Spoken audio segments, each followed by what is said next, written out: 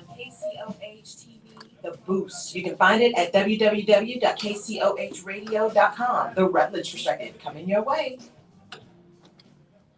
Good morning, everybody. It's Tuesday. I'm Laurel Rutledge. We're giving people a chance to get on and get going. And then we are going to be chit-chatting. Hoping my other mic will kick in here soon. It has a tendency to be kind of funky. So hopefully you guys can hear me okay today.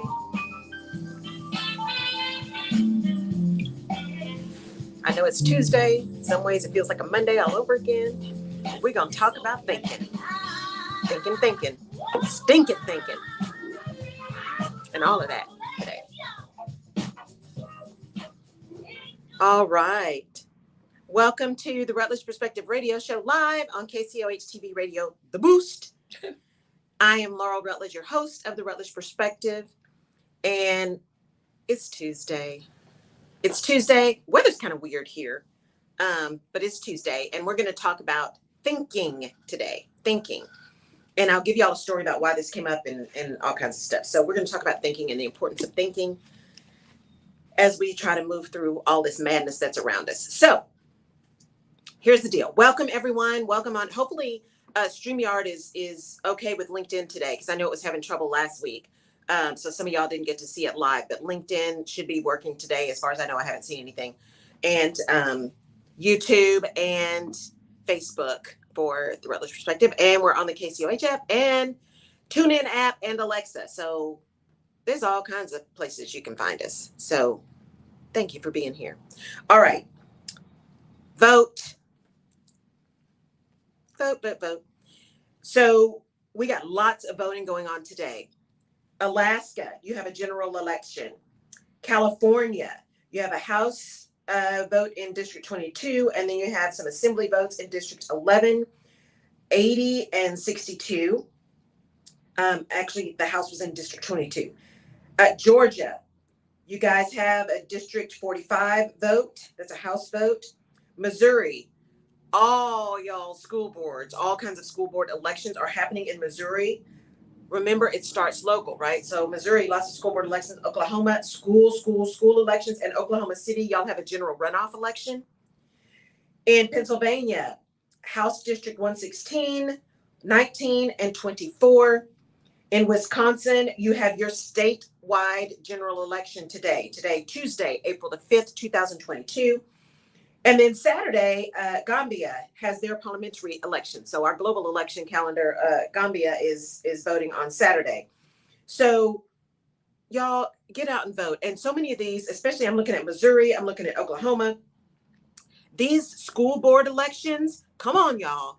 You've got to show up, get registered, get voting. I know my hometown is having a vote too on expansion of schools, which I'm trying to stay in my lane since I don't live in my hometown anymore, but I'm having some real issues with what they're trying to do to some of the high schools because of commitments they made before. If you're going to spend that kind of money, fix up what you're supposed to fix up so you can stay with your commitment. But no, heaven forbid they actually do that. But that's just my opinion. So, but the point is get out and vote. Get out and vote. There are referendums going on right now around school districts, around school funding, around all of those kind of things. The schools right now really are not set up to handle the number of students that they have. So they really do need some extra room. So get registered. If you are not registered, if you're turning 18, go get registered. If you don't know what to do, call somebody. Call your state, county board of elections, right? State or county board of elections. Go find out what you need to do, what kind of ID you need, all of that kind of stuff. Make sure you get registered. Every citizen is a voter. That's what the one of the voting organizations says. Every citizen is a voter. So please go out and vote. And these school board elections, y'all, the way they're trying to take parents and turn parents into educators and parents deciding what the full curriculum should be, because under the guise of parental rights, that's one of the reasons I'm talking about thinking today, under the guise of parental rights. Okay, so when every parent decides to go get a teaching certificate, then we can talk about that, right? So if you're really, really concerned about the curriculum in the school, that's why they make homeschools. That's why they make private schools. But for there to be this push on public education for all these parents who are not necessarily broadly educated, but definitely have some fundamental decisions about what they want and do not want their kids to actually understand and learn. And you get that on the school board, it stops being about having broad-based, deep, critical thinking education and becomes about fundamental agendas. So I need y'all to get out and start with your school boards, your county elections, your city elections. It starts there. Local elections count. Go get registered and go vote. It is important to get educated and go vote. Okay. Please please don't just go through another election cycle and just say, well, I didn't think about it. Well, I got too busy. Well, my vote doesn't count. Every vote counts. Every vote counts. Your voice matters. Your vote matters. People went through a lot of stuff to be able to get you to vote. So please, please go out and vote. I'm begging you to get registered to vote. Take somebody, if you turn 18, please get registered. The major elections are in November, but these other ones that are happening between now and then count. The primaries count because elections have consequences. So please, please, please, please go vote. Okay. Make it your duty to go vote, to go get registered. Okay. And to get educated. All right. I'll leave that there because I'm starting to get irritated. So please, please go vote. Fireside. So had a fantastic Women's History Month on Fireside. Thank you so much for those of you who tuned in and who joined in the conversation. Someone named Woody is there every week. He don't want to come on stage and say anything. If it's a he, could be a she. But thank y'all for showing up on Fireside. It will continue. I'm rebranding. Alignment, Vision, Action brought to you by the Rutledge Perspective. So I'm rebranding really quickly to be clear on what it's about, because it's all going to be about alignment, vision, and action, how we're showing up, how our words align with our actions, all of that kind of stuff. So join me on Fireside, firesidechat.com/Laurel Rutledge. I do simulcast to YouTube. So you can catch the show live on my YouTube channel, which is also the Rutledge Perspective. So you can catch it there.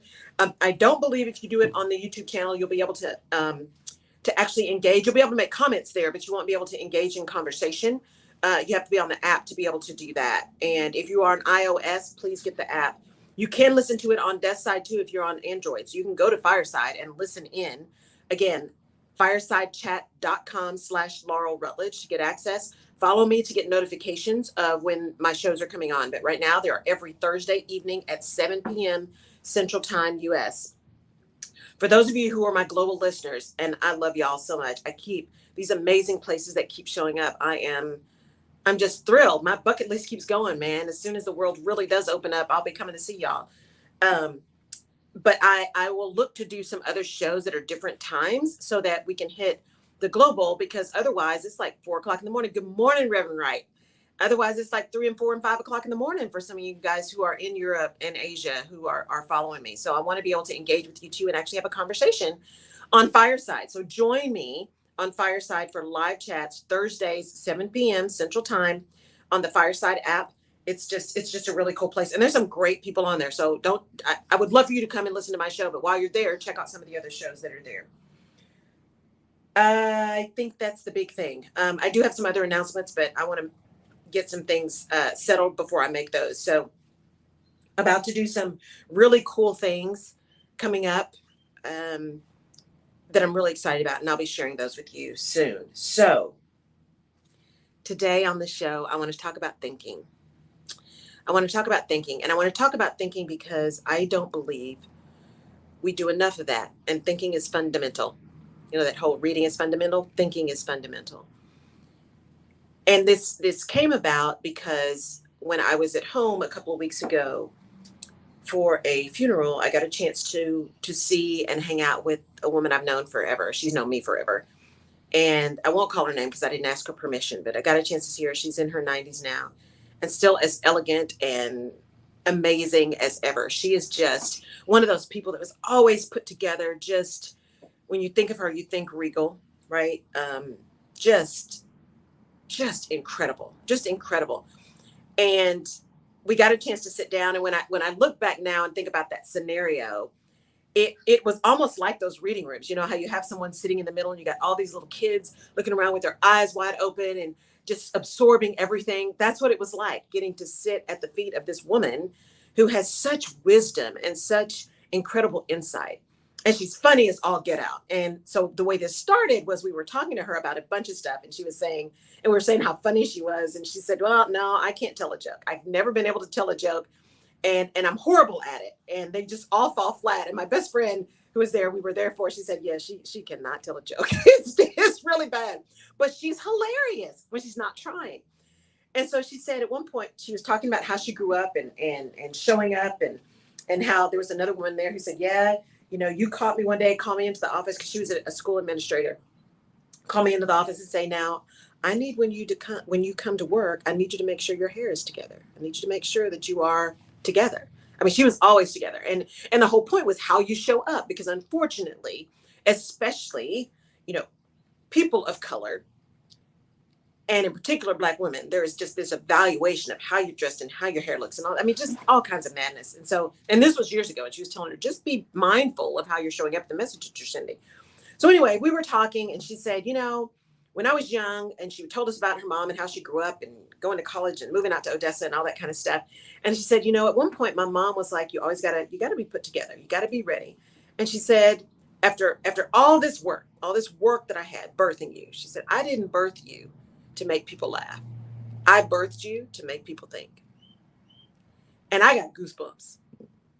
I didn't birth you to make people laugh. I birthed you to make people think.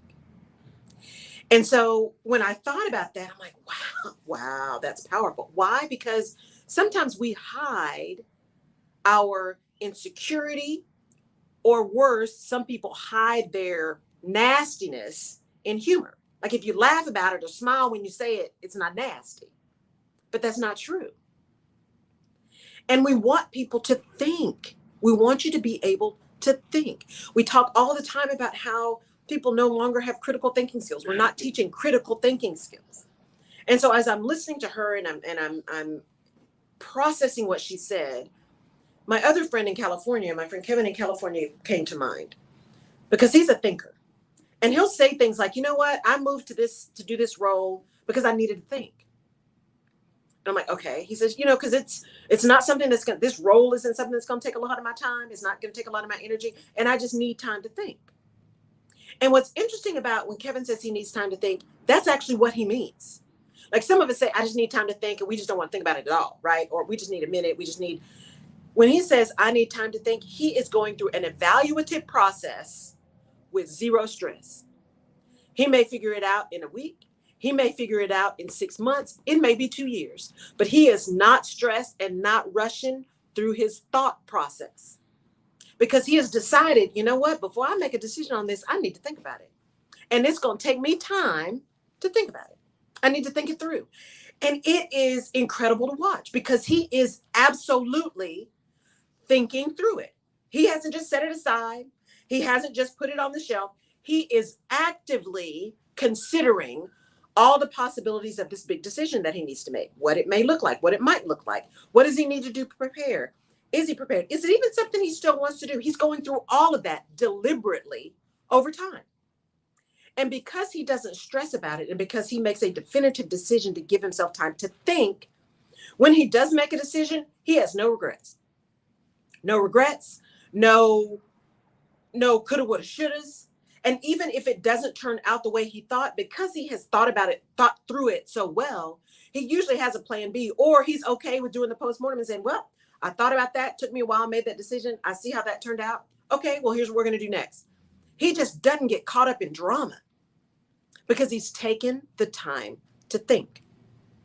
Now, if I look at what this woman said, right, about being birthed to think, make people think, and this friend of mine who thinks through every decision deeply, it translates exactly not only to us as individuals, but also as leaders. And remember, leadership is about behavior, not about position. Are you thinking as a leader? And we have all of those adages, right? I think, therefore I am. Have you thought about it? Did you think that through? What were you thinking, right? We use the word all the time. But do we actually do the thing? Do we actually think before we speak? Do we think before we act? Have we thought things through before we do them? And clearly, sometimes you got to be just quick. You got to just move to something and deal with it later. But that's not all the time. The speed with which our world moves has almost put all this pressure on us to just move, just move, just make a decision and move. The other unintended consequence of that is what I've been calling intellectual laziness. Now I'm studying this thing called intellectual humility, but I call it intellectual laziness. It's easier for us to follow someone who's taken the narrative and jacked it all around, right? And just go with what they say because it's easier to just do that to think about it ourselves. If somebody else has supposedly done the research and done the thought processes and evaluated and educated themselves, then I can just follow them. I'll just do what they said because, see, they did all that work. I don't have to do the work myself. I don't have to think about it. I can just do. I don't have to expend any energy in my thought process. I can just do. And because someone is always watching, we wonder why. Then we have a whole generation of folks who don't think, who are so quick to just say, okay, well, that must be true because they said it. Well, we all say a lot of things. That doesn't mean they're all true. Now, there's one thing to be nefarious and to lie on purpose. It's another to just speak untruths out of ignorance. And I don't mean ignorance in a slam. I mean ignorance out of a lack of information, a lack of knowledge, right? Because that's what ignorance really means. You have a lack of knowledge about something. It's not always an insult. It's just a state of being that can be corrected if you choose to. So this idea of thinking is around really not just saying, did you think about that? What do you think about that? Did you think that through? We really need more critical thinking skills. It's about actively pursuing thought. That thought that leads to innovation. If you're a leader, are you really asking your people to think? When you do a postmortem, what did you think? What do you think about what happened? If you're trying to put a project together, what do you think we should do? And why? It's my favorite question. Why? And I had to evaluate, what is it for me that's so, I can be just unyielding around understanding and thinking. Absolutely unyielding. It's one of the things that drives me crazy. If we're not going to think about it and we're not going to actually have some conversations deep about something to get some understanding before we make a decision, I can be unreasonable. And I know that about myself. Because we're not going to lie. We're going to talk about stuff and we're going to make a decision because, see, then I never have to say, I told you so. And I'm not going to be the person that's going to go out and say, well, see, I told them, or that's not what I want to do. That's not me either. Once we make the decision, what's said in that room stays in that room, and then we go out singing on the same sheet of paper. I'm not a false advocate. Now, we may pull each other aside later and say, you know what? So here's what we decided to do. Here's the things we need to watch out for, right? Here's the plan B. Here's the things we need to be careful of and be cognizant of. But that's between you and me. That's not to be spread all over the place. And so as I listened to this woman and thought about my friend and thought about thinking and why I get so frustrated with folks, it goes back to the expectations that were set for us very early. You know, my folks expected us to think. That was the hardest part sometimes. You know, it wasn't getting in trouble. It was that you had to have the conversation, right? It's like, just punish me. Stop talking to me. Just punish me, right? It was a conversation that was hard. Now, why'd you do that? What made you think it was going to turn out that way? What do you think is the reason why we're having this conversation? It was that whole idea of, you have a choice. Did you think it through? What were you thinking when you? What did you expect when? It was that training to think all the way through something, to think through possibilities, to understand how actions have consequences, how actions tie to outcomes. Because we are free to make choices, but we are not free from the consequences of that choice. And if we don't think through it, then we're not prepared to receive the good and or bad or combination thereof of things that happen. Because we didn't think it through. We hear that a lot. Oh, I didn't think that through. I didn't think that through. You know, I saw a meme yesterday with it was a cartoon, and a guy had a ladder leaned up against a tree branch, and he was sawing the tree branch to take it off the tree. And his wife is on the ground, and it said something like, you know, I hear you, but when I need some assistance, I'll let you know. Well, the problem was he was sawing off the part of the tree branch. The part that was going to fall was the part that he had leaned his ladder up against, as opposed to him leaning it up against the tree. But he hadn't thought that through. Not only had he not thought that through, he wasn't willing to listen to someone who was asking him a question that maybe would have forced him to think it through. That's the power of conversation. That's the power of listening to others and gaining additional perspective. It enables you to have time to think something all the way through. When you're doing a big project and you've set a deadline and you've got after acquired information, and that after acquired information says, oh, we maybe need to change it, but you don't. You haven't thought that through because your thinking is, but I can't change the deadline. That's such an embarrassing thing. I can't say we can't do it. Okay, but have you thought that all the way through? You've got new information. The new information says you need to change the deadline, or you need to change something because it's not going to be successful. But you're telling yourself, yeah, but I can't change it. And then you stop right there. You don't think all the way through. The after acquired information is credible. The after acquired information will have an impact on the success of this project. I need to think through what I need to modify in order to ensure the best opportunity for success. But if I am unwilling to think because my ego's in the way, or because I'm in a culture that says, you, heaven forbid, you change a deadline, I'm not thinking that all the way through. And even if I understand I'm sitting in that culture, then my thought process is, I know we got to make a difference or make a change. I know that it's not going to be accepted well. How do I have this conversation so that it can be accepted, so we can actually make this thing happen that everybody says they want? That's what thinking is. Thinking is circular. Thinking is not in a straight line. Thinking is perceiving everything around you. It's kind of like that nervous system response, right? That's why we have that fight, flight, or freeze. We are watching everything. We are absorbing information from a whole bunch of different places. And then we're using that information to make decisions. Some of that we do subconsciously, right? We just get all this sensory overload and we just move. But we don't always have to just react. We can actually take time. That's what true leaders do. That's what servant leaders do. I know what I said I wanted. Let me think about that. Let me think about how that's going to land for people. Let me think about whether or not I have the right people on board. Let me think about what other additional skills or tools or support I or my team may need in order to make this happen. Let me just think this through. Thinking is not a problem. Thinking is a powerful tool.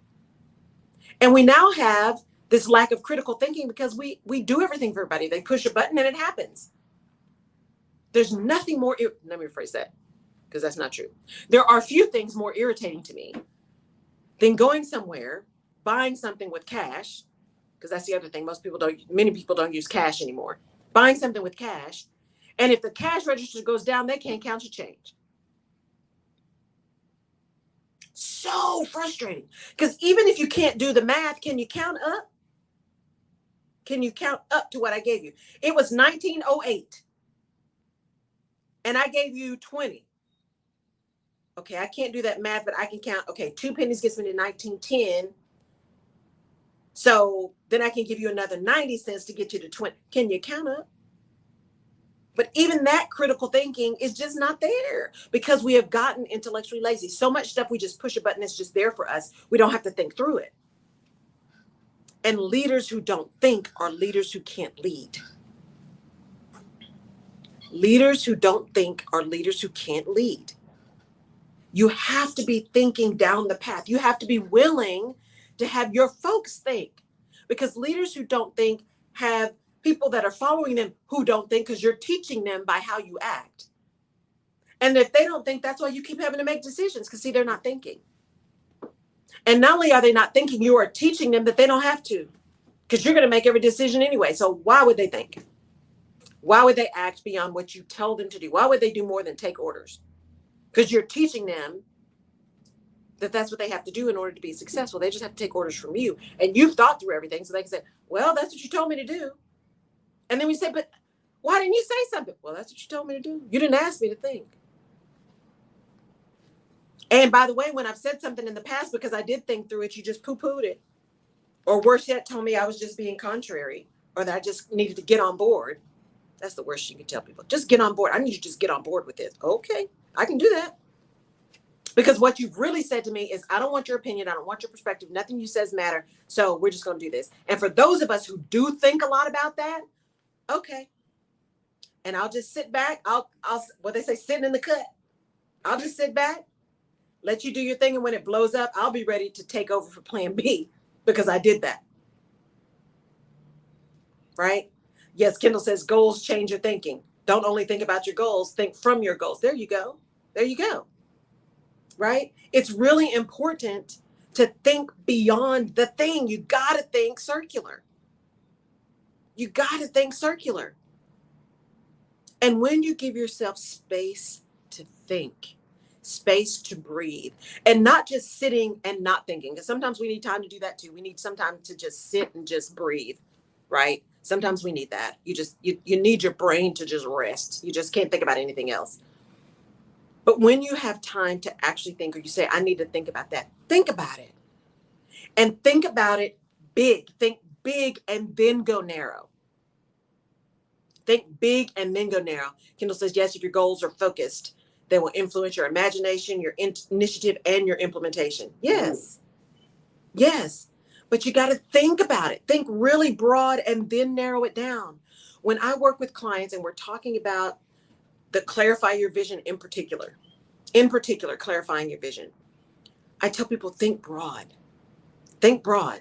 Think about what it is you want to do, not what job you want to have. Think broad. Because when we narrow our thinking too soon, we narrow possibilities. We eliminate opportunities.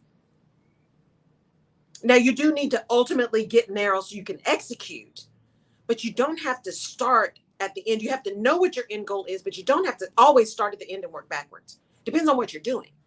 Sometimes you start with a really big idea and then you narrow it down, because we can get caught up in the how too and never execute because we can't figure out how to do it. So we don't do anything. And as they say, imperfect action is better than perfect inaction. Just do something. But if you've thought about it first, if you've given yourself the opportunity to evaluate, then as things occur, you are open to that information. You're open to the feedback so that you can then think about that, how it has context with what you're trying to do to determine if you need to act differently or execute differently. If you need to change course, if you need to flex. That's why I like starting broad. It gives you more room to flex. That's why I like talking about career flow as opposed to career path. And I can't take credit for that. I heard that from a senior human resources officer at Marathon years ago, at least 5, 6, 7 years ago. And she said they really talk about career flow, not career path. Because so many people get locked into the path that they don't allow themselves opportunity to grow and develop and learn from something they never thought would come up, ever. I didn't leave my undergraduate degree in accounting thinking I was going to wind up in HR. I didn't think I was going to do audit. I didn't think I was going to do risk management. What I did was I thought broad. And I said yes to stuff. I didn't know how I was going to do it. I didn't know I knew it was not, I knew what I was doing wasn't the right thing. And I thought about that. I was really, really clear on that. I didn't know what the thing was. I just knew that wasn't it. So I did something. And then I listened. I was open. I was aware. What am I learning? How is it changing? Is it directing me some kind of way? Or is it just some additional skills I'm getting? So when I do figure it out, I can now use those as transferable skills. I was able to be a guest on an amazing podcast. I think it'll be dropping soon, probably in a couple of weeks, with an organization that supports veterans as they're trying to transition out of the military into civilian life. And we were talking about transferable skills, right? And it's the same thing. Not only do some veterans not think that their skills are transferable, and they are much more broadly than they even consider. But many, many, many, many recruiters and managers and leaders don't think those skills are transferable because they haven't thought broadly. They are very narrow in their thinking. If they haven't seen it, it can be. If they haven't experienced it, it never is a possibility. And so we get locked into not thinking. Thinking says, you know what? What I'm trying to hire is someone who can do these things, someone who has the capability to do this thing. Where can I find that capability? Not, you know what, they have to have been doing this thing in this place for 5 years before they can do it here. You know, all those people already work for you. So what do you really need? Because you're going to train people. So what are the fundamental things that you need to hire for because you can't train for? That's thinking. That's thinking. It's not just moving just out of inertia. So many businesses, I've been in so many businesses, and they're only making money out of inertia because they are not efficient. They're not effective. They are not aligned. None of that stuff. But they keep making money, which tells them that they must be doing it okay. No, they're not doing it okay. They're just moving out of complete inertia. They've been doing it so long that it just happens. But to turn the corner, to really be innovative, think how much you could be doing, how much profit you could actually be feeding back into your business, i.e. your people, as opposed to your shareholders, if you actually thought about what you were doing and the ultimate impact. If you thought about how skills transferred, if you required people to think as opposed to just do. You can't say you want innovation and then slam people every time they think differently than you. That's why in that DEIB space, diversity, equity, inclusion, and belonging, it's the inclusion part that's hard. That's the part that's hard, because inclusion says, not only do I have you at the table with me who looks different than me, thinks different than me, acts like different than me, but I am open and listening and valuing your perspective. That's inclusion. That's where the power is. Now, belonging is personal. Do I feel like I belong, right? How do organizations create belonging organizations so everyone feels like they belong in that place, right? That's a different level of inclusion. It's kind of like the next level inclusion 2.0. But that thinking piece is what impacts your inclusion piece. Are you requiring yourself to think? Think about why you said, think about why you're trying to get close to somebody. And be honest with yourself. Are you trying to get close to this person because you really want to know, you want to learn from them, you want to gather from them, you want to gain some additional knowledge, that could enable you to help others or enable you to do better, enable you to support them? Are you doing it for some nefarious reason? I just want to find out who they are and what they're thinking, so I can either take their thing and say it first, or I can be prepared to kind of undermine them, undercut them, keep your friends close and your enemies closer kind of thing. I don't like that they're getting more airplay than me, so let me find out who they are. Let me latch onto those coattails. A thinking person is also a discerning person.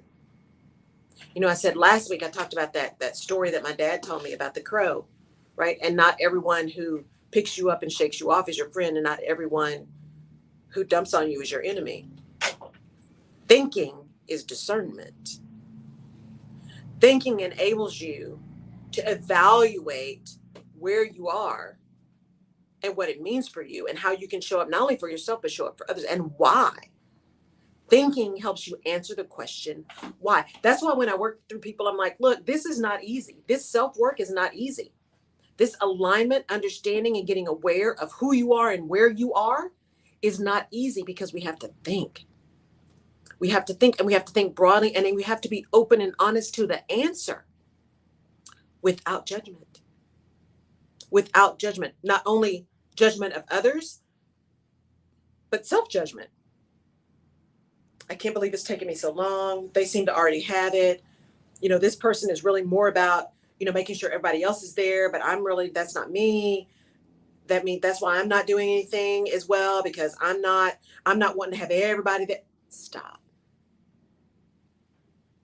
Everyone has a story to tell. Everyone has a gift to give. You have gifts because you're here. Everyone has them. Everyone has them. And how we manifest them is different, because we're all different. There are billions of people on this earth. They're all different, and everybody needs somebody different. Everyone needs a different kind of support. And just because what you do looks different than someone else doesn't mean yours is less valuable. Just because your journey is different doesn't mean it's not a valid journey with valid stories. Just because your trauma is different doesn't mean it's not trauma. Really understanding and thinking about what you're saying to people and why and how is critical. It's critical, right? When you're going to someone and you're saying, I don't know that we should really give this person a promotion. They've got so much going on. I just don't know. Think about that. Is that about them or is that about you? Is that about you saying, man, they're going to be out or they're going to have all this stuff going on and then I'm going to have to deal with it and I'm going to have my work to do? Is that what it's about? Or is it really about being concerned to them? Because if you're really concerned about them, then you have the conversation with them. Look, here's what we're doing. We believe that this is your time, but want to talk to you about that because we want to make sure that expectations are clear. It's not unkind to be clear. Here's what the organization will expect of you when you start to do this. What do you expect from the organization? Can we all get on the same page? And then we could decide, is this timing right? Is there modification that we need to do? Do we need to manage some expectations? But you got to think about what you're doing and why you're doing it before you can have those conversations. And if you realize through that thinking that is really more about you, you need to talk about that and address that. Now, sometimes it's all about you because it needs to be about you. It's a safety issue, right? It's a growth issue. It's a health issue. Sometimes it really does need to be about you. Self-care is not selfish because you got to be a little selfish in order to be selfless. My friend Holly says that all the time.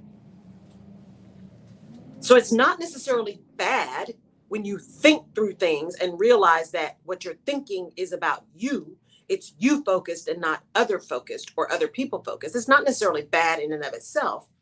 But that's why as you think through it, when you're thinking broadly and thinking circularly and critically thinking, some of your questions are about why. What is that? Why do I feel that way?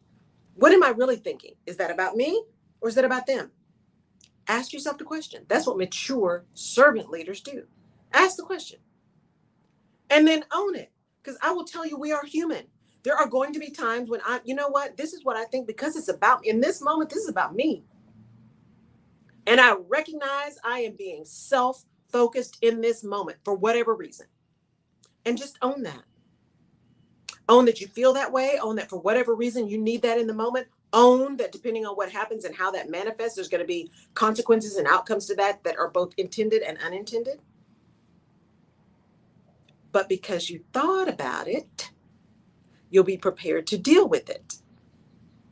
It's the lack of thinking, the refusal to think, that creates so much of a challenge.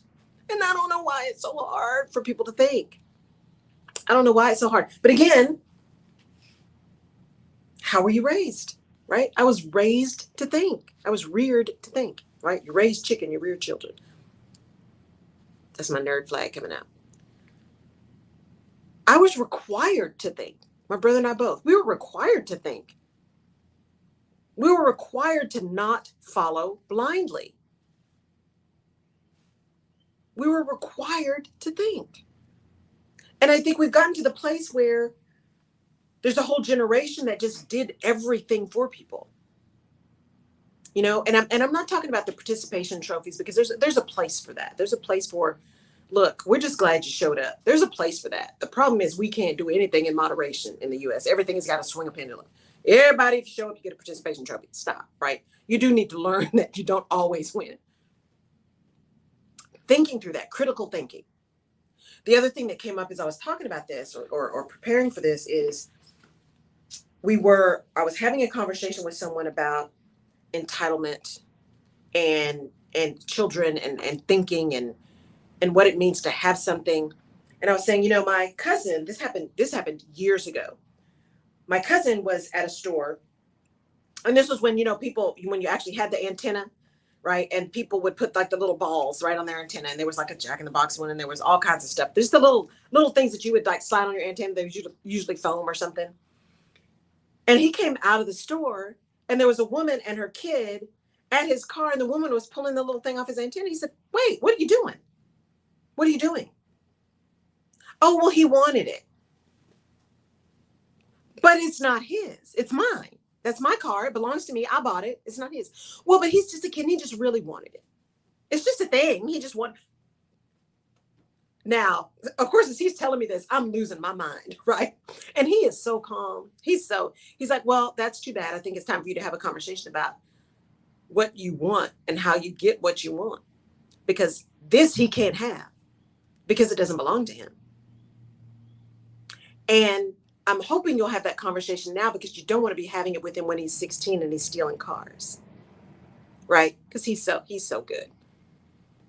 Knowing me, I'd have been like, have you lost your mind? What? Right? It would have been a whole thing. No, he was coming like, no, that's not going to happen today. But see, she thought that it was okay to do that, right? Giving your kid everything they want. But what she was teaching him is to think that just because he wanted it, he could have it, even if it didn't belong to him, even if he didn't deserve it, even if it wasn't his to have. That's what she was teaching her son. Not to think critically about, oh, I want one of those. I wonder where I can get one. Or I wonder how I get one. Or I wonder if I can save up my money to get one. No. She taught him to think that just because he wanted it, he could have it. That's the problem we got in corporate right now. That's the problem we got in society right now. One of them. Just because I want it, that means I have it. Yeah, it doesn't work that way. Well, doesn't that work that way for some? Unfortunately, it works that way for many who are in positions where they're making decisions, and the impact is significant on everyone else. So I need you to think. I need you to take time to evaluate. Because as my dad and my mom always told us too, if you don't have time to do it right the first time, what makes you think you have time to do it over? So how about you pause in the beginning, think about what you're going to do and why, maybe even consider what the possibilities are of outcomes, and then act. I'm just saying, there are possibilities of increasing your probability of success if you just think about it first. If you just think about it first. We can't keep beating up kids because they don't have critical thinking when we don't exercise critical thinking, when they don't see it mirrored,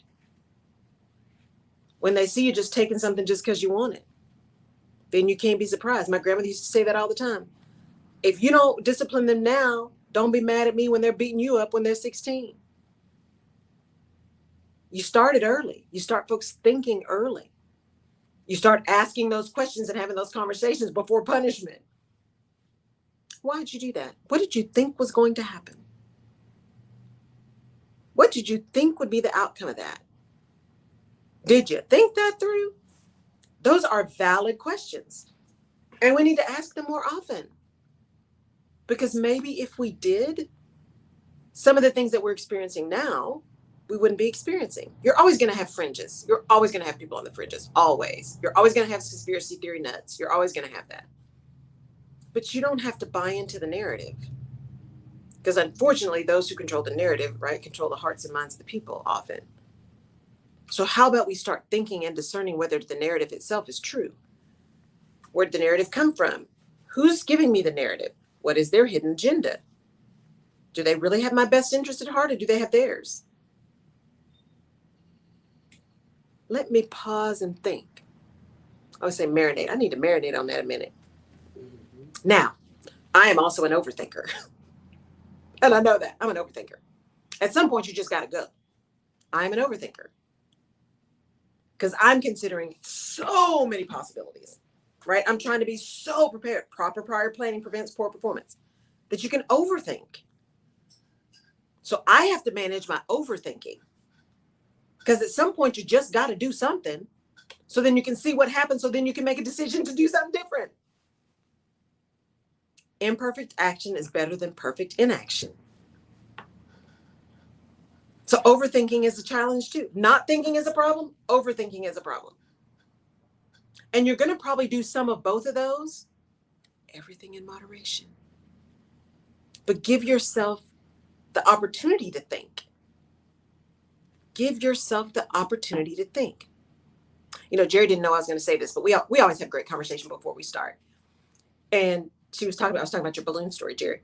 And she was talking about being at this thing where she was doing the balloon, and there was a lot of stuff around the balloon. But her thought process was, you know what? I'm not feeling all this craziness. And not only am I not feeling it, I'm not going to say I am. Just because somebody wants me to. Now, Had she not given herself a chance in that moment to just think, wait, what am I feeling? Does this make sense? How am I thinking about this?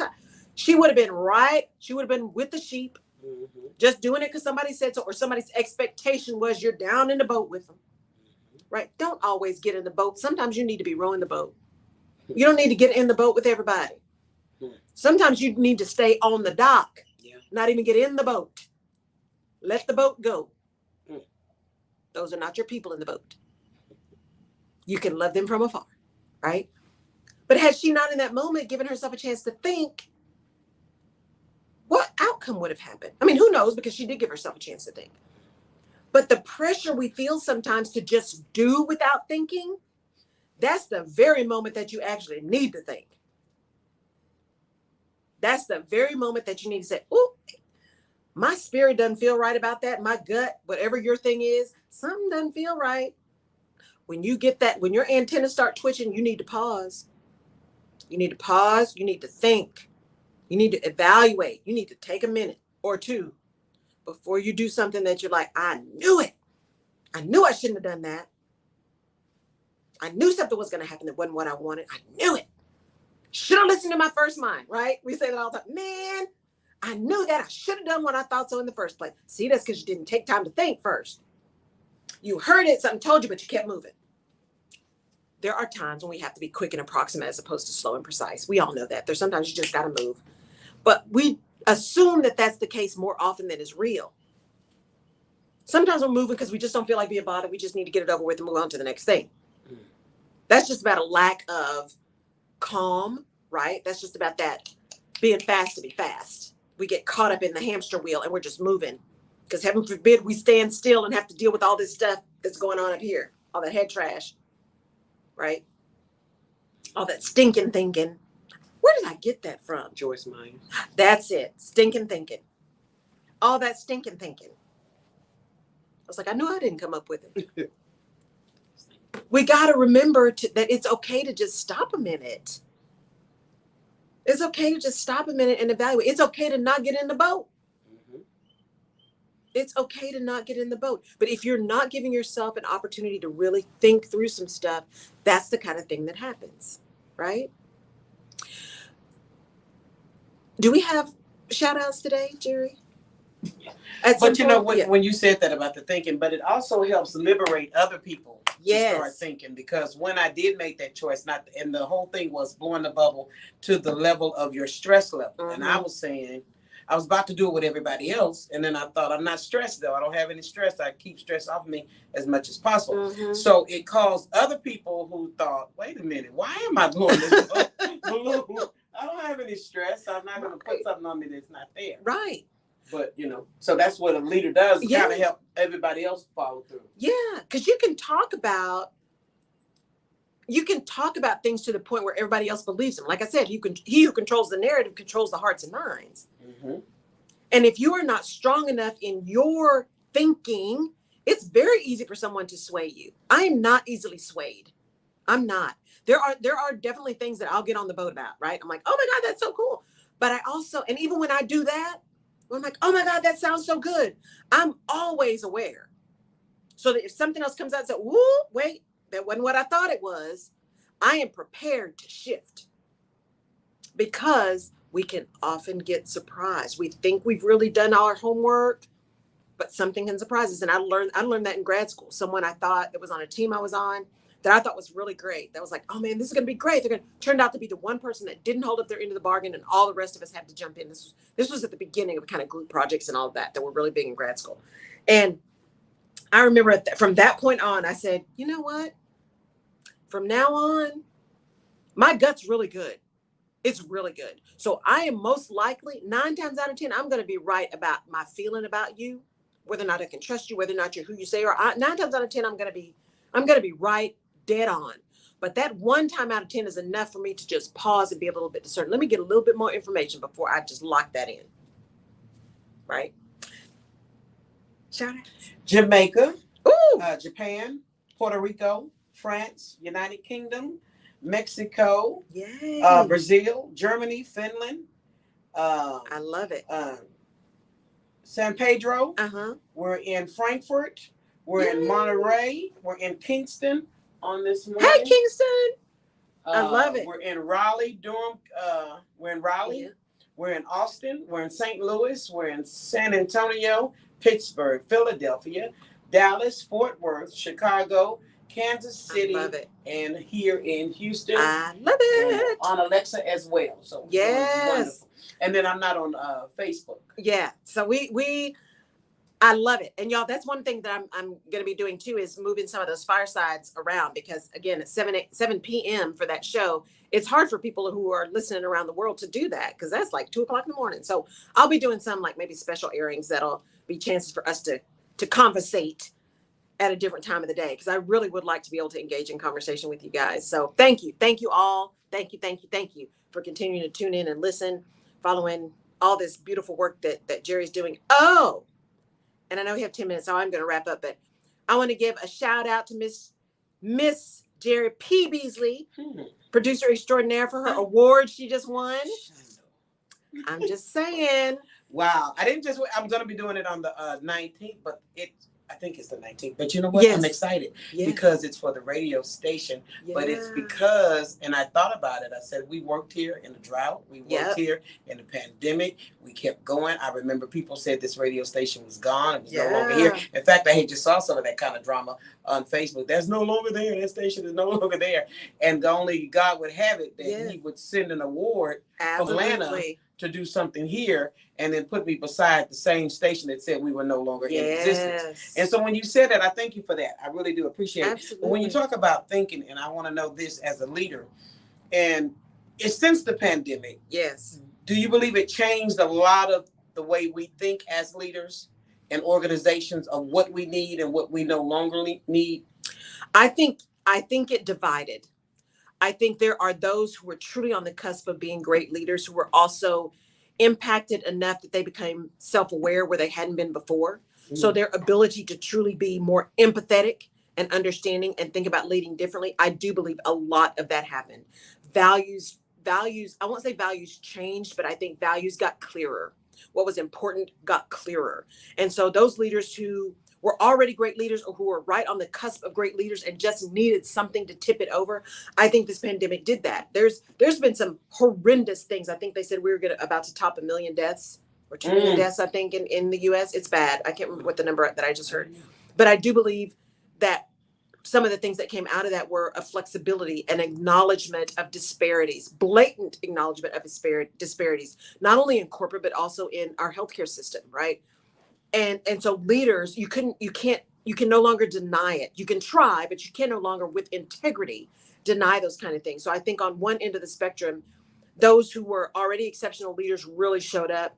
Those who were on the cusp, I think, got a chance to really push into that leadership, servant leadership, amazing leadership that they were always capable of doing. I do believe that happened.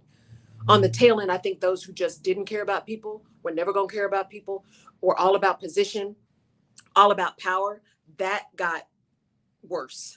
I think they dug their heels in more. They didn't want to change, and that's showing up too. And I think that's going to be short-lived, because that is even having a bigger impact now that there is a forced flexibility, a forced need for understanding what real inclusion is.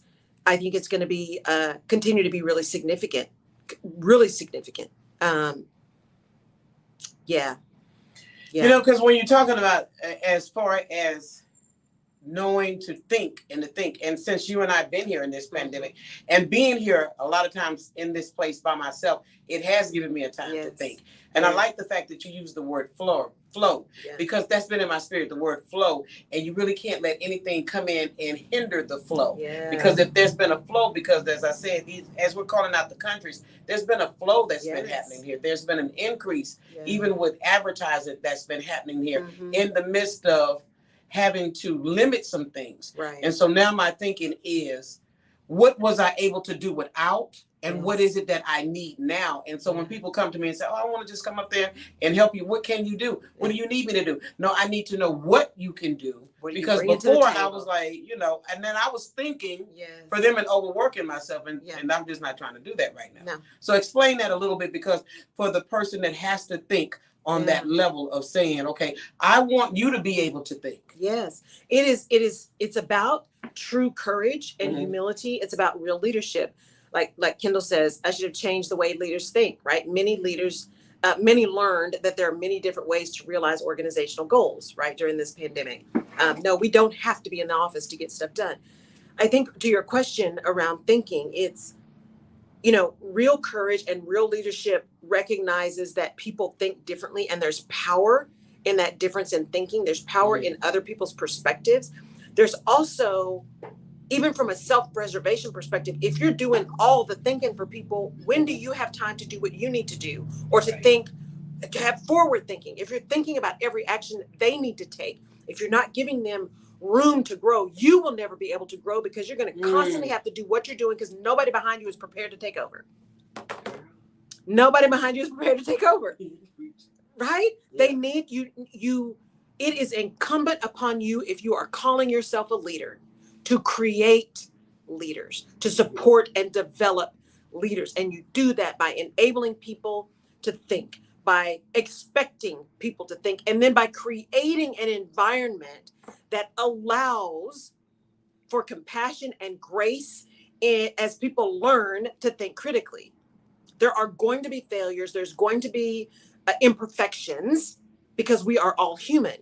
So by creating an environment that encourages people to think, thereby encourages people to fail, you begin to build a stable of incredible leaders so that you yourself can continue to move on and learn and grow. Okay, so can I ask this? Is it unfair for a leader to say, I really don't have time to teach you at this point? I have to have, and I'm just saying this hypothetically, right. someone to come in that already knows what is needed. Right. And knows how to do it, as opposed to trying to build somebody up and teach them and let them practice. Right. I think it's all about timing, right? Yeah, Kendall says leaders grow leaders. Exactly. It's all about timing, right? There are going to be periods of time where you don't, and I think we have to watch words. I don't have time to teach you, because I've had somebody tell me that before. I don't have time to teach you. Words and tone. There will be times when what you really need is an expert, somebody who's already got experience that can walk in the door knowing what to do, because the growth is so fast or the need is so great that it's not that you don't have time to teach. It's like you need to be teaching and growing at a different level. You may not have time to go over fundamentals. You need someone who already knows fundamentals so that you can be talking strategically around the next thing that needs to happen. That is an honest place to be. The challenge is when you go to somebody and you're like, I don't have time to teach you. What do you really mean? That's all about you. What are you really thinking? Are you thinking, I don't have time because I'm so overwhelmed? Or are you taking the time to think and say, if I don't have time to hire the right person now, what makes me think I'm gonna have time to, or the money or the energy to find the right person later? Maybe what I need is someone that I'm gonna have to teach, because there is a way that we do things here. And by me enabling myself to give them the time to teach them, I have a better chance of having them understand the why, so that as they are thinking and building their own confidence and courage and having their own ideas, it's from a foundation that's consistent. So leaders, if you're saying, I don't have time to teach, what are you really saying? And have you evaluated your current situation before you just make that statement? Or are you just speaking from a place of just tired and frustrated? Can I speak for me? I'm probably speaking from a place of, listen real quick. I heard this thing on the news when they were sending some U.S. guys were coming over to Ukraine to help fight. Yes. And when they got there, they didn't know where to go. They didn't know what to do. They didn't know how to use the equipment that they were in. And the reporter was like, what made you get on this plane and come here? You don't know the customs of what you have to do to say you ready to fight this war. Right. And they were saying, but we're seeing it on the news and we're seeing it and we just want to come help. And she said, but in essence, if you don't know how to do all the stuff we need and we're at a critical time, you're going to mess them up as opposed to help them. Not all help is helpful. Not all help is helpful. Yeah, Kendall said, yes, sometimes in the moment it is okay to say, yeah, I can't teach you right now, but not as a general practice. Okay. Right? It is, because again, it's how you're moving, right? And what do you mean when you say, I don't have time to teach you? Because if as a general practice, you're like, I don't have time to teach you. I don't have time to teach you. I don't need all these new people. Why are we hiring all these new people? See, that's about you. That's about courage and confidence and not wanting to be challenged. If you get a bunch of new people in, then you got to explain. And by the way, if you got a bunch of new people in, you also have to demonstrate whether or not you can actually teach, which means, do you really know what you're talking about? That's about fear. That's about fear. So when you say I don't have time to teach, why do you not have time to teach? And what do you really mean? Use your words. What do you really mean? I don't have the capacity in this moment to bring on someone who does not have a certain level of experience. That's true. Yeah. Instead of I don't have time to teach.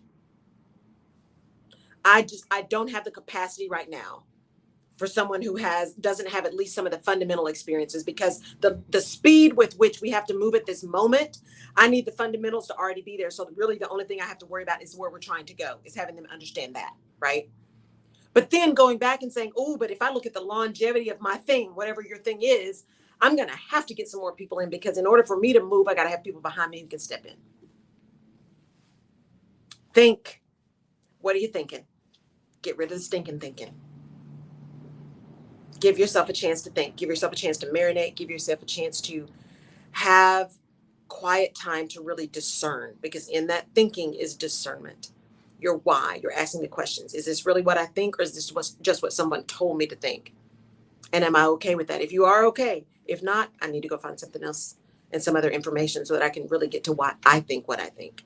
But in that moment of the pandemic and that we had time, Mm-hmm.